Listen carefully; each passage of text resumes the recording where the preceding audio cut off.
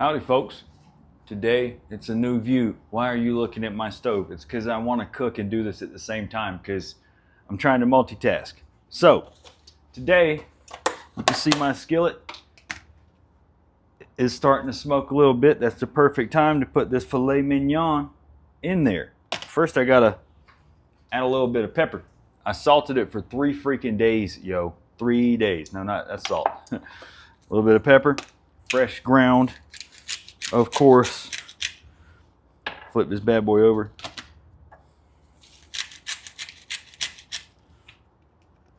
And that's it. That's all you need. Drop it in. Move my oil around a little bit. All right. So, what we'll do with this hot ass skillet is let that sizzle for a couple of minutes. That means when my clock hits 3, I got to flip it over, and then it's going to go in the oven for about 5 minutes. Yeah, salted steak for 3 days. That's the way to go, man. And I'm going to make this baked potato in the microwave because it only takes 8 minutes. So, we're going to continue our top 5 thing today. While I'm waiting on that, avocado oil so it doesn't catch fire, or it would be on fire right now if it was olive oil. Yeah. So, we got up to 10 last time, so now we're going to go from 11 to 15. That's 11, 12, 13, 14, 15. I had to count. Don't worry about my wrinkly shirt. These are my pajamas. Shut up. So, moving on. Number 11. Now you can look at the last 2 videos that go up to 10, and there's going to be one more video after this for 20. But traits that masculine men have. 1, know how to cook. No, we might talk about that later. Number 11. Be confident. I'm a confident person. I've kind of always been a confident person because I do like to know what I'm doing. I like to be good at things. I'm not a perfectionist, but when you have a mindset of I'm going to be good at this, it helps you be confident. Now, there's a lot of fake confidence out in the world today. I think that's a problem. So, you can fake confidence all you want, but you're going to get called out. You're going to get found out. I know you hit a train. My door's open because when I cook steak in here, it gets a little smoky. It's a small place. But yeah, be confident. It just helps. Confidence will inspire. Actually, being confident in yourself and the way you speak will inspire confidence from others in you. Does that make sense? I hope it makes sense. But yeah, confidence if you're not a confident person, it takes a little bit. But really, it just comes down to knowing what you're doing, knowing what you're talking about, and being at least decent at whatever you do. Your job, your hobbies, anything, that inspires confidence. So, we are up to 3 minutes. I got to flip this booger. Get my tongs. Oh yeah. They're silicone. They don't click clack. So flippy. Ooh, that's a good crust, brother. That's a beautiful crust. Oven mitt. I've grabbed this skillet without the mitt before. It was a terrible idea. I didn't do that on purpose. It was just really dumb. So that's going to be in there for about 5 minutes. So at 8:30, 8 minutes and 30 seconds. I'm using my video to time myself. Ain't that cool? And let's cook this for 8 minutes. Apparently I can't cook it for that long. All right. So, yeah, let's move on from that. That's be confident. Number 12, be reliable. Just be on time for things.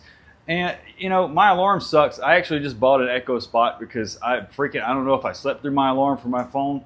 I don't want to rely on my phone anymore. So I got an Echo Spot, which is an Alexa device. Apparently that's like one of the best alarms you can get. We'll see if it works. I've got a gun beside it in case it starts talking shit because I don't like AI. So, but yeah, be reliable. If you say you're going to do something, do it. Don't beat around the bush. Don't lie to people. Don't be unreliable. Be on time for things. Show up for your friends if you say you're going to help. Somebody asks you, hey, can you help me move furniture because I'm moving to a new house or a new apartment? Yeah, sure, I'll be there. Then fucking be there. Don't lie to people and don't let them down.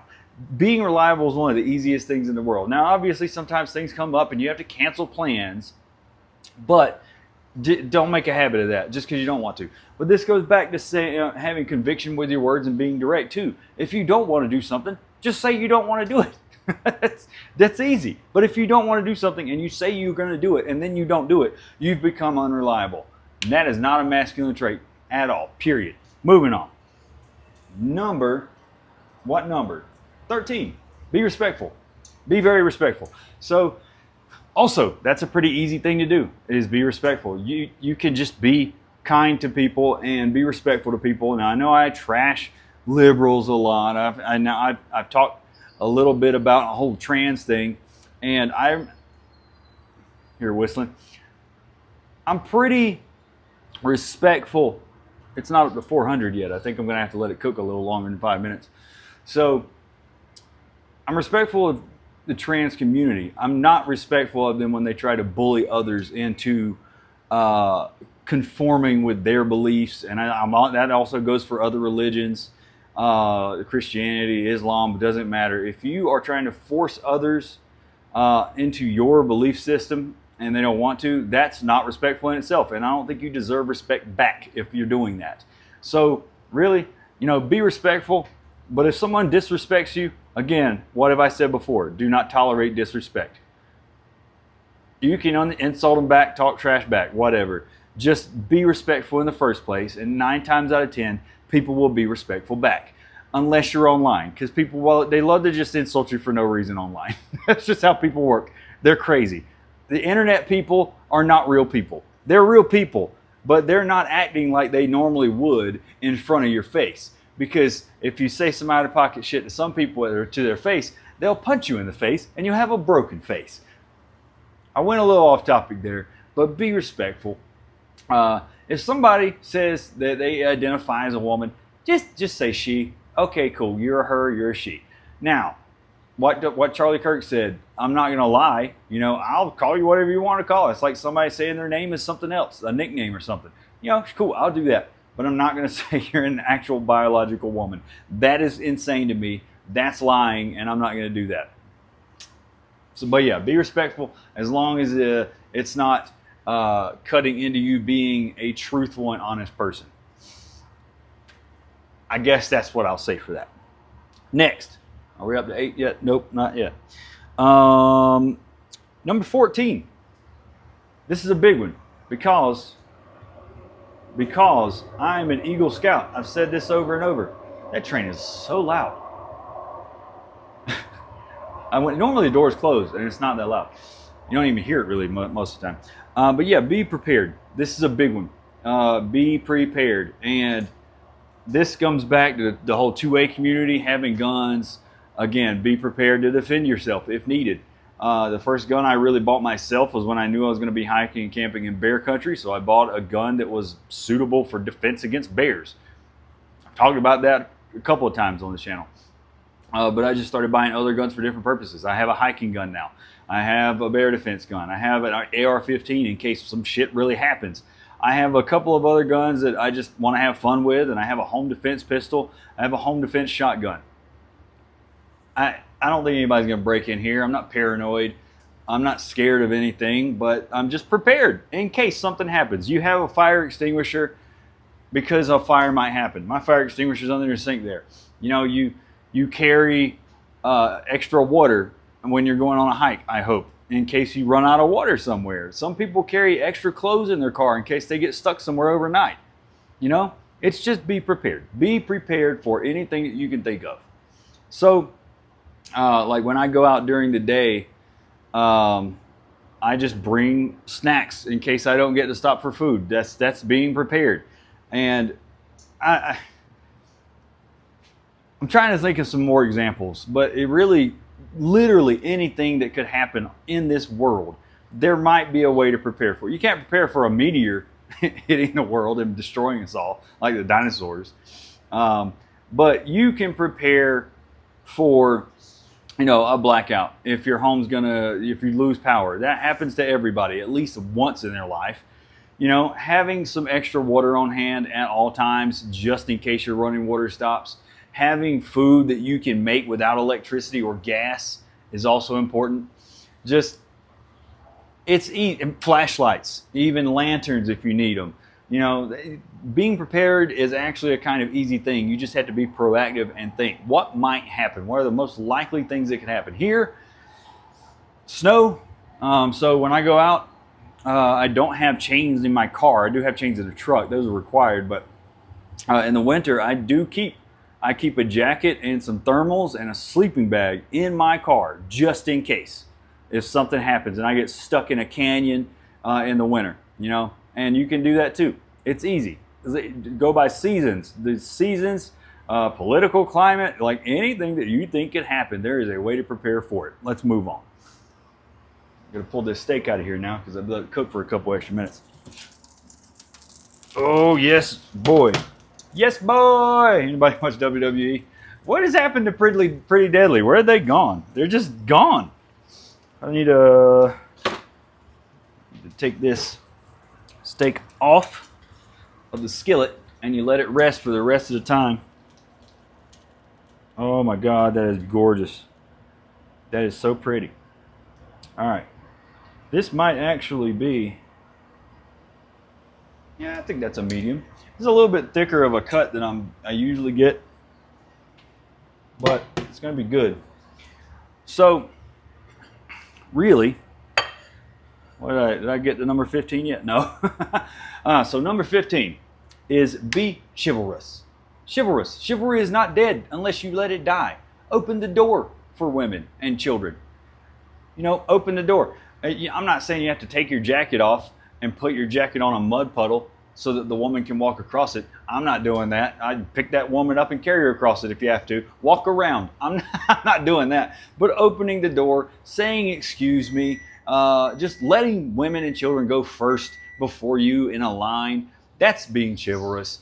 You know, what's another good one that a lot of people don't even do these days is when you're walking on the sidewalk with a woman, then walk on the side closest to the road because that's a protection thing. If something happens, you're between that woman and danger. That's just a masculine thing to do. Don't let these fucking feminists kill your chivalry, because if you lose your chivalry, you lose your masculinity. I don't care. You put chivalry in these feminists' face. Let them know, fuck you, you're not going to take that away from me, and I'm not going to take that away from the world. Being chivalrous is being masculine.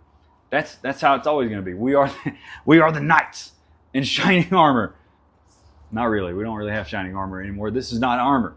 I would die if I got in a fight with a knight. Yeah. God, that steak smells good. All right. It's a medium rare. Oh, my tater's done.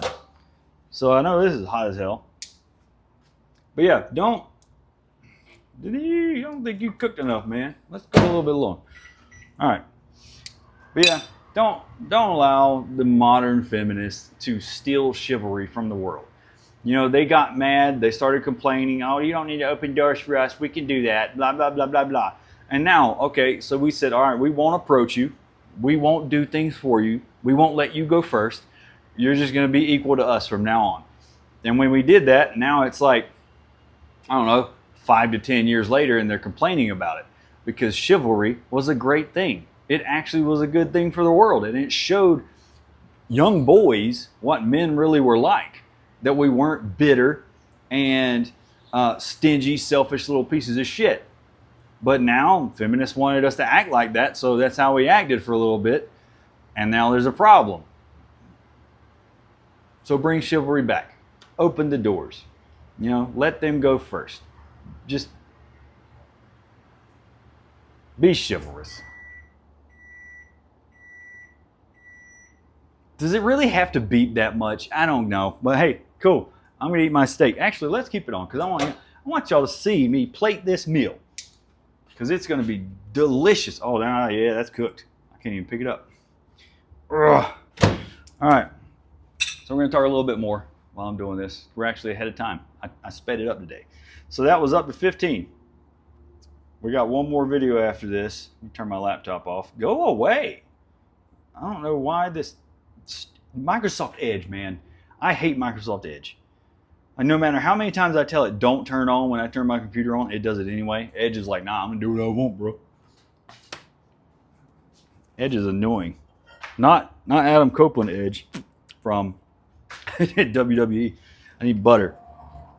I need butter, sour cream, and cheese for my tater. Gonna be a good tater today. Good tater. Oh yeah, bruh. Oh yeah, bruh. I haven't even opened this butter yet. Okay. Brand new butter. Look at that. Oh, let's talk a little bit. We had more No Kings protests, and they were here in Salt Lake. And here's the funny thing: is when you have a giant 7 million person protest about something that we don't even have in this country anymore, no matter what you think, that we don't have kings, then there's no need for these protests. So they did this, and now online, liberals are bragging that the protests were peaceful. When you have to brag that your protest was peaceful, that means that you are proving our point that you were having too many violent protests in the past. How do they not see this? I don't understand how they don't see how stupid that is that they would say that. Oh, I'm gonna sharpen my knife a little bit.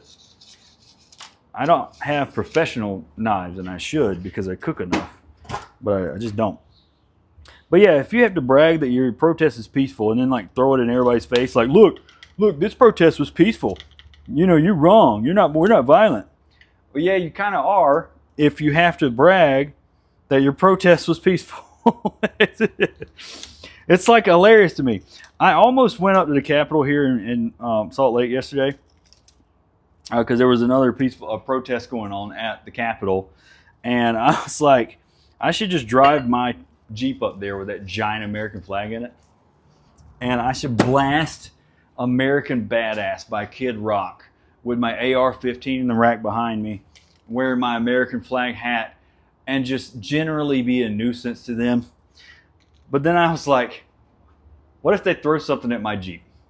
I would be very inclined to get out and beat blue-haired Becky's ass at that point, because no. So I didn't do it. I decided to be the bigger man. But yeah, let's cut this here tater. Ooh, it's a little bit green. It wasn't even ripe. They lied. It was hot. It's so hot.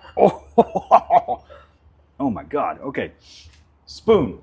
But yeah, I don't know, man. Like, since July 4th, 1776, we have not had a single king in this country. So where did they get the idea that that was a thing? I don't understand it, man. I don't get it. Watch this butter. And Trump responded with, I am not a king. Very simple response, right? Very simple response to something that is just doesn't need to be happening. There was no need for these protests. And I commented online. Somebody was talking about, we know that Trump's not literally a king, but it's that we have an issue with him using his presidential power to extreme extents. I'm just like, you know what? I see every time a Democratic president is in office, like Biden or Obama, conservatives complain about the same stuff. They just do. People complain about shit when they don't like what's going on. That's what happens over and over and over. It flip-flops back and forth, man. And I'm just sitting here in the middle like, God, can y'all just be quiet?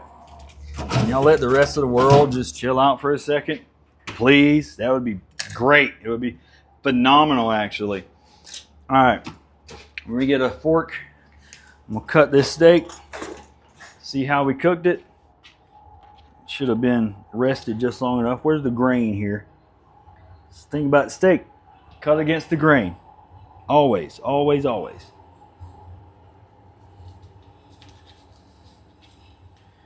Oh, yeah. That's about a medium rare. I like medium the most, so I probably would have cooked it a little bit more than this. But it's still going to be good. It's falling apart, so you know it's super tender. Oh, let me cut my oven off. But yeah, there are exactly 0 kings in the country right now. So I can't understand why the constant protests. They have no important things to do in life. So they just get in everybody's way and in everybody's face and protest something new, some new cause every week. And it's just tiresome. I'm tired of seeing it. And I want it to go away. Please go away, Becky. You plate this. And then you can see this creation that I have made. Oh, yeah. Do you see? Do you see this medium steak? That's not medium. That's definitely medium rare. It's actually closer to rare. But let's give it a... Oh, yes, sir. That's what I'm talking about. Y'all have a good one.